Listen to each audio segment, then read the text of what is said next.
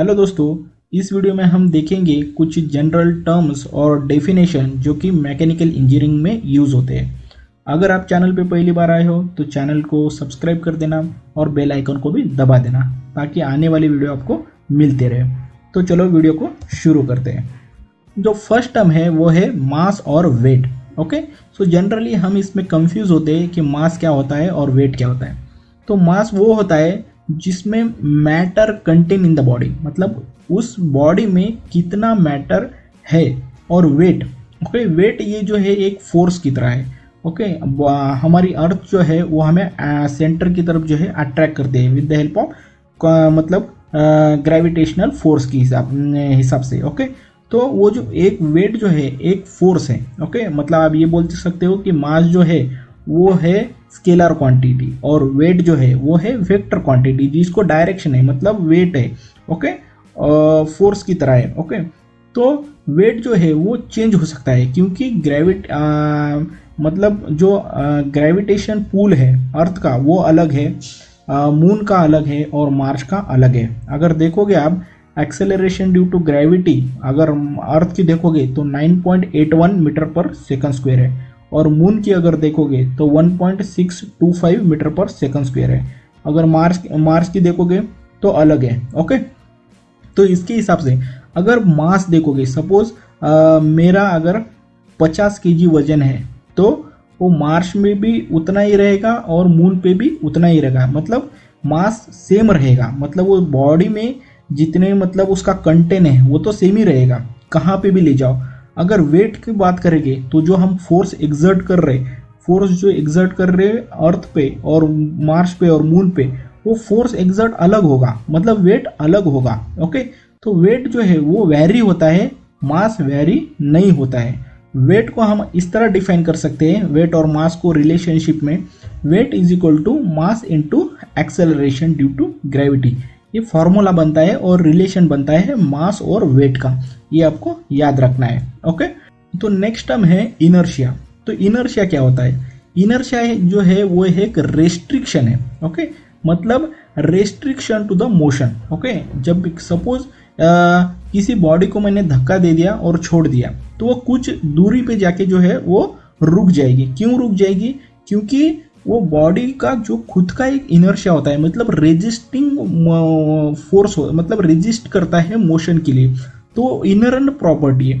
तो इनर्शिया जो है वो बॉडी की इनरंट प्रॉपर्टी है जो कि मोशन को रेस्ट्रिक्ट करती है। ओके, तो यही इनर्शिया जो है वो न्यूटन फर्स्ट लॉ के मोशन में एक्सप्लेन किया गया है, जिसे हम न्यूटन मतलब फर्स्ट लॉ ऑफ मोशन भी कहते हैं, Newton first law of motion भी कहते हैं और लॉ ऑफ इनर्शिया भी कहते हैं। ओके, और नेक्स्ट हम है फोर्स। ओके, फोर्स कुछ नहीं होता, हम इजीली अंडरस्टैंड कर सकते हैं।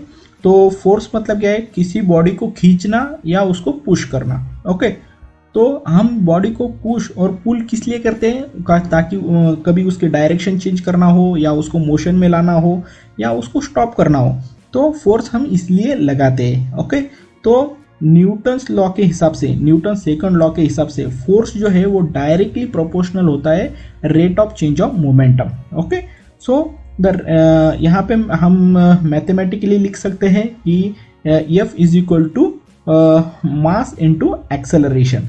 तो मास इंटू एक्सेलरेशन ये कैसे आया? तो ये अभी हमने देखा कि फोर्स डायरेक्टली प्रोपोर्शनल होता है rate of change of momentum. तो मोमेंटम मतलब क्या है? मास इंटू वेलासिटी। तो यहाँ पे हम जो वेलासिटी कंसिडर कर रहे हैं ये स्टार्टिंग की वेलासिटी, मतलब इनिशियल वेलासिटी और final velocity with respect to time. Okay, तो with respect to time mass into velocity यहाँ पे है मोमेंटम। तो यहाँ पे उसका फॉर्मूला निकल के बाद में आता है m इंटू ए, क्योंकि वेलासिटी डिवाइडेड बाय टाइम, मतलब velocity with respect to time, ये होता है acceleration. Okay, movement of force. Okay, तो ये बहुत ही इंपॉर्टेंट टर्म है, इसको कभी कभी हम टॉर्क भी बोलते हैं। Okay, so movement of force और टॉर्क आप कुछ भी कह सकते हो, इसका डेफिनेशन सेम रहेगा। ओके, तो यहाँ पे आप पिक्चर में देख सकते हो एक स्पैनर है, उसको हम घुमा रहे हो, मतलब एक तरफ से हम फोर्स दे रहे और एक तरफ से जो है वो फिक्स है। और यहाँ पे फिक्स का मतलब यहाँ पे जो है टर्न हो रहा है विथ रिस्पेक्ट टू ये डिस्टेंस। ये जितना ये डिस्टेंस भी बहुत इंपॉर्टेंट है और फोर्स भी बहुत इंपॉर्टेंट है। अगर आप नज़दीक से फोर्स लगाओगे तो उतना ज़्यादा टर्न नहीं होगा। अब अगर लेंथ बढ़ा दोगे तो ज़्यादा टर्न होगा। क्यों होगा? क्योंकि मूवमेंट ऑफ फोर्स। ओके, तो मूवमेंट ऑफ फोर्स या मतलब टॉर्क, ये जो है एक टर्निंग इफेक्ट है। ओके, जो कि हमें फोर्स से मिलता है। मतलब जहाँ भी हम फोर्स लगाएंगे, अगर एक ये यहाँ पे हम स्पैनर को पकड़ लिए और विथ डिस्टेंस छोड़ के हमने फोर्स लगाया तो वो टर्न हो जाएगा। ओके, तो मूवमेंट ऑफ फोर्स यही है, force into distance. Okay, force into perpendicular distance. Okay, तो यहाँ पे ये देखो, यहाँ पे डोर अगर मैं खींच रहा हूँ या लगा रहा हूँ तो मैं हिंज पॉइंट के अगर नज़दीक से उसको खींचता हूँ तो ज़्यादा फोर्स, मतलब ज़्यादा वो इफेक्टिव नहीं रहेगा। ओके, अगर मैं उससे दूर जाके उसको फोर्स लगा रहा हूँ तो वो इजीली ओपन या क्लोज हो जाएगा, क्योंकि मुझे एफर्ट नहीं लगेंगे वहाँ पे। Okay, couple. ओके, तो कपल भी सेम ही होता है, लेकिन यहाँ पे क्या कर रहे हैं, हम दो एंड पे फोर्स लगा रहे हैं। ओके, तो यहाँ पे मिडल पॉइंट हो जाएगा टर्निंग पॉइंट, जिसको आप पिवोट पॉइंट भी बोल सकते हो। तो दो एंड पे हम फोर्स लगा रहे हैं, अलग अलग फोर्स भी लगा सकते और अपोजिट डायरेक्शन में भी लगा सकते। ओके, तो यहाँ पे क्या होता है, एक टर्निंग इफेक्ट आता है दोनों एंड में। ओके, तो यहाँ पे अब एग्जाम्पल में देख सकते हो, यहाँ पे मैं टायर वो नट फिट करने के लिए ये जो टूल यूज़ किया है उसको भी आप टर्न कर रहे दोनों हाथों से। ओके, और स्टीयरिंग व्हील में भी आप जो है दोनों तरफ से टर्न कर रहे। तो ये जो है एक कपल का एग्जाम्पल है। ओके, तो यहाँ पे कपल में क्या करते हैं, दोनों एंड पे फोर्स लगाते हैं और मिडल पॉइंट जो है वो टर्निंग पॉइंट रहता है, जिसको हम पिवोट पॉइंट भी बोल सकते हैं। तो इसका भी फार्मूला सेम ही आएगा, मोमेंट ऑफ कपल या couple is nothing but the force into perpendicular distance. Okay, density एक बहुत ही इंपॉर्टेंट टर्म है जो कि हमें अंडरस्टैंड करना चाहिए। तो डेंसिटी क्या होता है, तो डेंसिटी है कि एक वॉल्यूम में हम कितना मास डाल सकते। ओके, ओके, अगर वो मास एक ही वॉल्यूम में अगर वो मास कम बैठता है तो वो लो डेंस हो गया, अगर वो ज़्यादा बैठता है तो हाई डेंस हो गया। ओके, यहाँ पे आप गैस का है, यहाँ पे तीनों स्टेट का एग्जांपल दिया गया है, गैस, लिक्विड और सॉलिड। ओके, तो एक वॉल्यूम में गैस जो है वो ज़्यादा नहीं बैठता है। ओके, तो वो हो गया लो डेंस। और लिक्विड में बैठता है लेकिन गैस से ज़्यादा बैठता है, लेकिन सॉलिड जो है वो ज़्यादा मैटर उसमें बैठ सकते हैं, तो वो हो गया ज़्यादा डेंस। ओके, या सॉलिड की जो डेंसिटी है वो ज़्यादा रहती है एज कंपेयर टू गैस और लिक्विड। ओके, मतलब यहाँ पे क्या है, density is major how much mass is contain in the given volume of substance.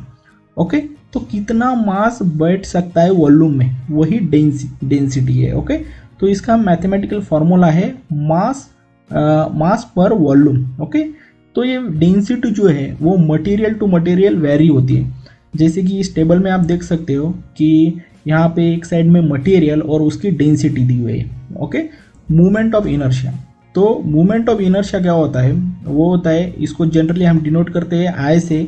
और मूवमेंट ऑफ इनर्शिया को अगर यहाँ पे मैं फिक्स मतलब रिजिड बॉडी लेता हूँ और उसमें जो है वो नंबर ऑफ पॉइंट्स पे अगर मैं यहाँ पे डालता हूँ कि अगर ये जो बॉडी है रिजिड बॉडी, ये नंबर ऑफ पार्टिकल से बनी होगी, तो वो पार्टिकल को जो अगर मैं नाम देता हूँ m1 m2, उसका mass, okay, mass of the particle, और उसको मैं अगर सेंटर से मेजर करता हूँ यानी कि k1 k2 k3 k4, okay, तो ये k1 k2 k3 k4 क्या है, ये रेडियस ऑफ गायरेशन है। ओके, मूवमेंट ऑफ इनर्शिया जिसको हम आई से डिनोट करते हैं, उसका फार्मूला आएगा मास m k स्क्वायर, मतलब रेडियस ऑफ गायरेशन का square.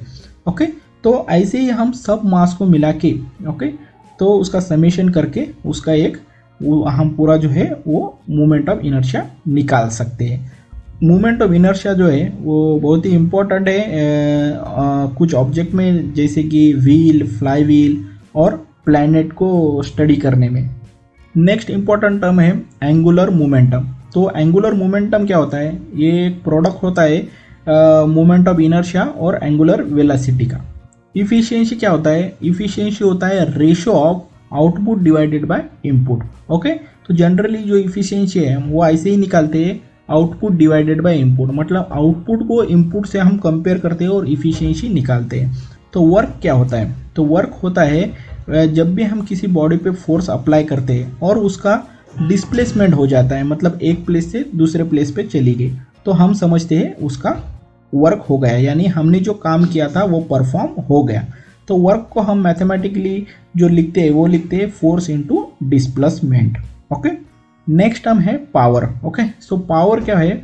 Rate of doing work और work done per unit time, मतलब किसी काम को करने में हमें कितना टाइम लग रहा है वो होता है पावर। ओके, तो पावर को उसका यूनिट जो है वो है watt, joule per second, newton per second. तो ये जो है ये सभी जो है वो पावर के यूनिट है। ओके, अगर हम बात करें power in terms of torque और एंगुलर वेलोसिटी में, ओके, और एंगुलर स्पीड में, तो पावर का जो फॉर्मूला है वो है P is equal to T into omega. Okay, तो यहाँ पे टी हो गया टॉर्क और ओमेगा हो गया एंगुलर स्पीड। तो एंगुलर स्पीड को हम इस तरह से भी लिख सकते हैं 2πn डिवाइडेड बाय 60। ओके, तो उसका पावर का जो डिराइव्ड फार्मूला हो जाएगा वो हो जाएगा 2πnt डिवाइडेड बाय 60, जो कि वैट में आता है। Okay, so the next term है एनर्जी। ओके, तो एनर्जी क्या है? Capacity to do the work. Okay, so energy जो है वो डिफरेंट फॉर्मेट में होती है, mechanical energy, electrical energy, chemical, heat और लाइट एनर्जी भी होती है। जैसे कि मैकेनिकल में अगर देखेंगे तो पोटेंशियल एनर्जी, स्ट्रेन एनर्जी और काइनेटिक एनर्जी होती है। पोटेंशियल एनर्जी की बात करें तो पोटेंशियल एनर्जी जो है वो steady object, okay, steady object में होती है। ओके, अगर मैं किसी ऑब्जेक्ट को किसी हाइट पे ले जाके उसको छोड़ता हूँ तो वो उसमें एक एनर्जी आ जाएगी, जो कि वो जब वो एनर्जी जो है एक्सर्ट करेगा अर्थ पे, ओके, छोड़ूंगा तो।